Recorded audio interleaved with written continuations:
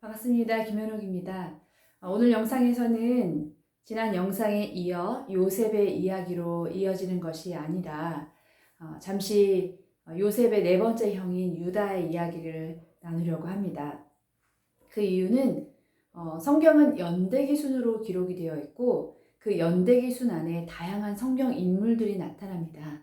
그리고 특별히 약 40여 명의 저자가 이 성경을 기록하였는데 또 어떤 성경들 특별히 우리가 지금 보고 있는 창세기, 출애굽기, 레위기, 또 민수기, 신명기는 모세가 기록한 글이에요. 그래서 모세가 기록한 그 글 가운데 특별히 창세기는 모세가 살았던 시대가 아닙니다. 모세가 구전화된 것, 그리고 정말 하나님의 성령에 감동되어 기록되어진 이야기들을 기록하고 있거든요. 그런데 그 기록 속에 특별히 모세가 저자로서 그리고 모세를 통하여 이 글을 쓰고 계신 성령님께서 의도적으로 요셉이 팔려간 다음의 이야기로 쭉 진행되는 것이 아니라 동생을 팔아버린 형들 중에서 잠시 유다의 삶을 짧게 조명하는 거죠. 그러니까 유다의 이야기를 창세기 38장에서 다루고 있습니다. 그래서 오늘은 좀 그 이야기를 하려고 하고요. 특별히 이 성경 안에 창세기 안에서 유다의 이야기는 좀 어떻게 이해를 해야 될까요? 좀 매끄럽지 않은, 그리고 약간 좀 불편한, 그리고 좀 약간 저로서는 머리를 긁적긁적하게 되는 어떤 이야기들이 나옵니다. 이 이야기는 고대에 또 근동 지방을 살았던 옛날 사람들의 이야기이니까 아마 이것이 어떻게 다음에 요셉의 이야기와 이어지는지 좀 기대하시면서 봐주셨으면 좋겠습니다. 유다의 이야기가 잠시 나옵니다. 어떤 유다의 이야기냐면 유다가 아마도 아버지의 장막을 잠시 떠나 살았던 이야기로 추정할 수도 있고 그냥 아버지 근처에서 살다가 자신의 집에 있었던 유다만의 이야기일 수도 있어요. 근데 유다가 결혼하는 이야기가 나옵니다. 유다는 가나안 사람 그 수아라는 여인과 결혼하게 됩니다. 그 가나안 사람 수아라는 여인과 결혼해서 아들 셋을 낳아요. 얼마나 예뻤을까요? 그 아들 이름에 세 명의 아들의 이름은 첫 번째 엘, 두 번째 오난, 세 번째 셀라입니다. 그런데 이 엘과 오난과 셀라를 낳았는데 성경은 아무 설명도 없이 어떻게 말씀하시냐면 이들에 대한 설명을 하실 때 악했다라고 표현을 하고 계세요. 아무튼 이렇게 세 아들을 낳고 유다가 이제 살고 있는 거죠. 근데 살고 있는 그 즈음에 애를 위하여, 자신의 장자 애를 위하여 이제 며느리를 얻어요. 그 며느리의 이름이 누구냐면 다말입니다. 그 다말이란 며느리를 이렇게 얻어서 엘의 이 아내로 주었다라는 겁니다. 제가 성경의 이야기를 잠시 한 절 읽어볼게요. 유다가 장자 엘을 위하여 아내를 데려오니 그의 이름은 다말이더라. 자, 다말. 다말이라는 이 한 여인은요, 여기 성경에 나타난 것을 보면 그 여인도 이방 여인이에요. 그런데 이방 여인의 아내를 맞이하여서 아들 셋을 낳고 또 이방 여인을 데려다가 큰아들의 며느리로 준 겁니다. 그런데 하나님께서 이 엘을 악하게 보셨다라는 거예요. 그래서 엘이 그냥 죽어요. 그래서 엘이 죽으면서 졸지 어떻게 되는 겁니까? 다말이 과부가 되죠. 그리고 둘째 남동생, 셋째 남동생이 남게 되는 상황인 거예요. 그런데 지금도 있는지는 제가 정확히는 모르겠습니다만 이때 당시에는 나름의 어떤 씨족으로서 이렇게 씨를 퍼뜨려야 되는, 즉 다시 말하면 계대를 이어가야 할 아주 중요한 사명이 여성들에게 있었어요. 그런데 지금 졸지에 큰아들 엘의 그 며느리 다말만 남은 채 두 아들만 남은 형국이 되었을 때 어떤 일이 벌어지게 되냐면 근동지방에서, 고대 근동지방에서 있었던 일들인데요. 그 시동생이 형수와 합방을 하여서 아이를 가져야만 하는 겁니다. 이거 굉장히 중요한 겁니다. 종족 보존을 위해서 되게 중요한 그들 안의 법이었던 거죠. 그런데 이것을 시동생과 형수를 다시 결혼시킨다 이 개념이 아니고요. 이 남은 둘째 동생, 셋째 동생, 다시 말하면 오난과 셀라는 형은 죽었지만 자신이 형의 씨를 이어야 할 본분을 다해야 할 책임이 있었어요. 그리고 며느리인 다말도 비록 남편은 죽었지만 이 남편 없이 이 가정에서 살려면 남편의 씨를 얻어서 자녀를 낳아서 그 가정 안에서 살아야만 하는 거예요. 자, 그럼 여러분 생각해 보십시오. 이 상황에서 가장 힘들고 너무나 어려운 상황 속에 있는 사람이 누구일까요? 네, 바로 다말이죠. 다말은 남편이 졸지에 죽었어요. 왜 죽었는지 몰라요. 그런데 이제는 어떻게 해야 되는 거예요? 시동생과 합방하여서 자신이 남편의 씨를 얻지 않으면 이제 다말은 쫓겨나거나, 그리고 그 당시에 실제로도 이런 여인들은 거리의 여자로 쫓겨나서 일생을 마감하는 경우가 많았습니다.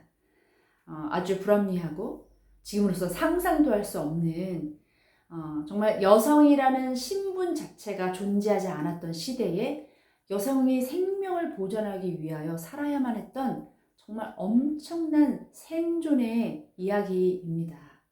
그랬던 다말. 자, 여기까지는 다말 너무 아프고 또 가슴 힘들고 합니다. 그런데 이제 시동생과 합방을 둔 어느 날이에요. 그래서 두 사람이 합방을 앞둘 때 어떤 일이 벌어졌냐면 이 둘째 동생인 오난이 이 씨가 이렇게 잠시만요. 성경에서는 이렇게 표현이 되어 있습니다.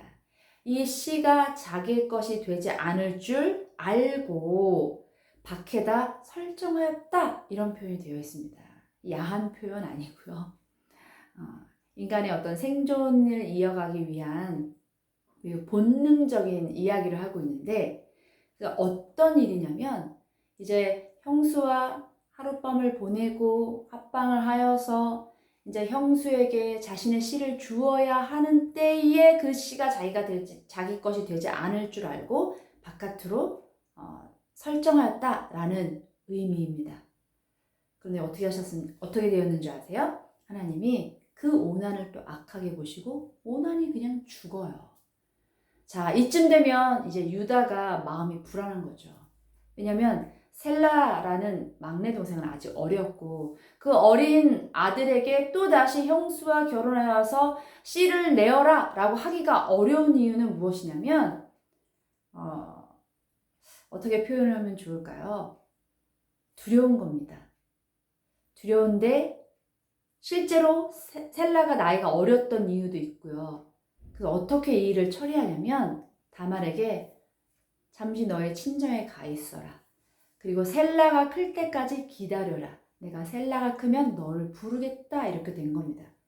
그러면 졸지에 다말은 과부의 옷을 입고 자기 친정에 쫓겨나서 정말 비참한 삶을 살아야만 하는 거예요. 친정에서도 이 딸을 그렇게 반갑게 맞아주지 않는 겁니다.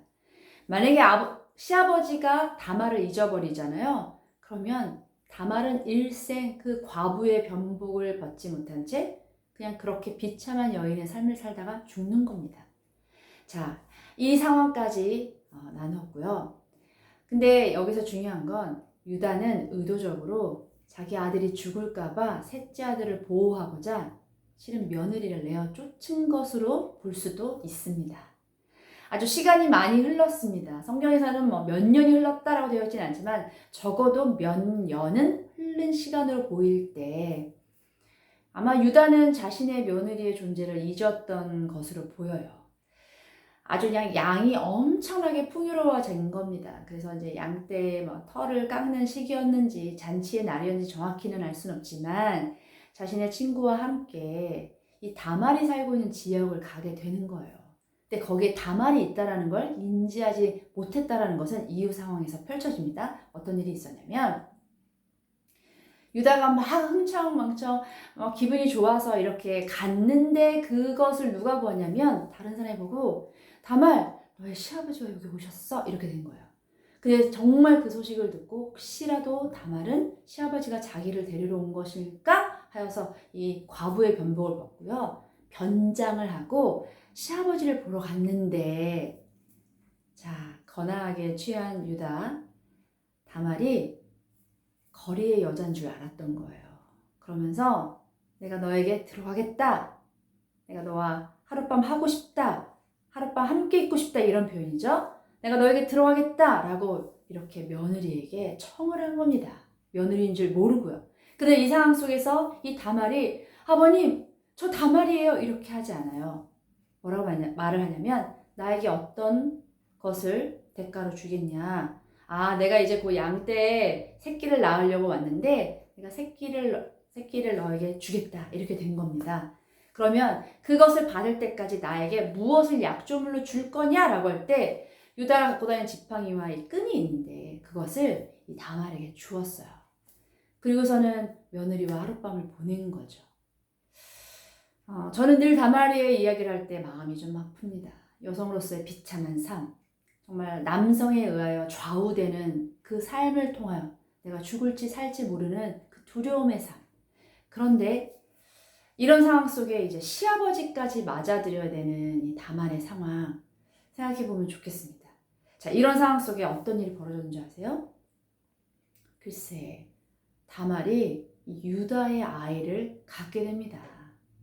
그리고 이때 유다는 자신이 이제 양떼가 새끼를 낳았으니까 자기 약조물을 받으려고 함께 간 친구에게 부탁하여서 거기에 어떤 여자가 있는데 그 여자에 가서 이 양의 새끼를 주고 약조물을 갖다 달라 이렇게 했는데 그 사람이 가보니까 없는 거예요. 그리고 그 사람들이 이렇게 말한 거예요. 여기는 거리의 여자가 살지 않는다.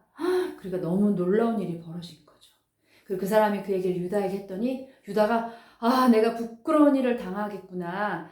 그러면 그냥 그가 가지게 둬라. 그러면서 약조물도 포기하고 어떻게 합니까? 잊어버리고 자기의 삶으로 돌아왔는데, 자, 얼마 되지 않아서 자신의 며느리가 살고 있는 지역에 흉흉한 소식이 듭니다. 글쎄, 당신의 며느리 다말이 외간 남자와 통간을 하고 아이를 배웠어요. 뭐 이런 소식을 듣게 됐을 때 유다의 반응.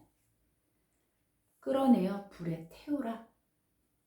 자, 이 다말이 또 세 번째 위기에 처하는 거죠. 이 여성이 얼마나 비참한지 모르겠습니다.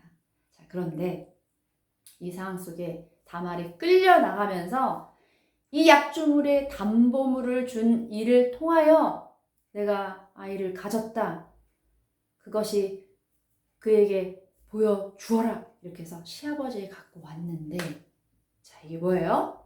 바로 유다가 자신의 며느리인 줄 모르고 그 여인에게 주었던 담보물. 자신의 지팡이와 끈인 거죠. 그러면서 그때 유다가 그가 나보다 옳도다. 내 아들이 장성하였지만 내가 주지 않았다. 이렇게 표현을 합니다. 이야기는 굉장히 아프고 슬픈 이야기예요. 그런데 이 유다 가문에 있어서 굉장히 중요한 이야기입니다.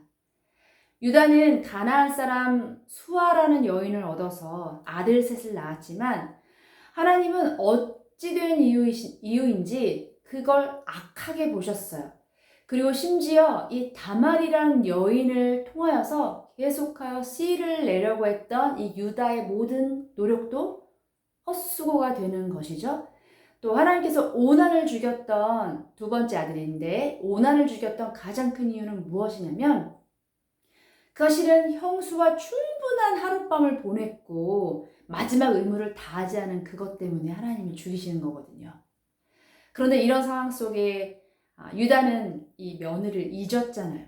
잊어버린 이 상황 속에서 또 며느리를 만났는데 며느리인지 몰랐잖아요. 그리고 며느리가 임신을 하게 되는데 누구의 아이를 가진 겁니까? 이 아이는 다시 말하면 그토록 유다가 얻기 원했던 자기 죽은 장자의 그 장자죠. 그런데 결국에 자기의 씨를 통하여서 며느리 다말이 장자의 씨를 얻게 되는 것. 지금의 저와 여러분이 살고 있는 이 시대에는 말도 안 되는 일이고 너무나 상상도 할 수 없는 이야기지만 이 시절에는 여인들이 살기 위해서 이렇게 살아야만 했다라는 겁니다. 자, 해산할 시기가 되어서 이 산파 가보니 쌍태한 거예요. 그 자녀의 이름 한번 보도록 할까요?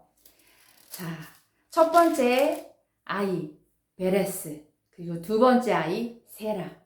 그럼 다시 유다는 어떻게 된 겁니까? 아들이 다시 셋이 된 거예요. 그런데 성경에 이렇게 되어 있습니다. 유다가 그 이후로 절대 다말과 합방하지 않았다라는 표현이 있습니다. 자, 성경은 왜 갑자기 유다의 이야기를 나누고 있는 걸까요? 그리고 제가 아까 되게 중요한 이야기라고 말씀드렸잖아요.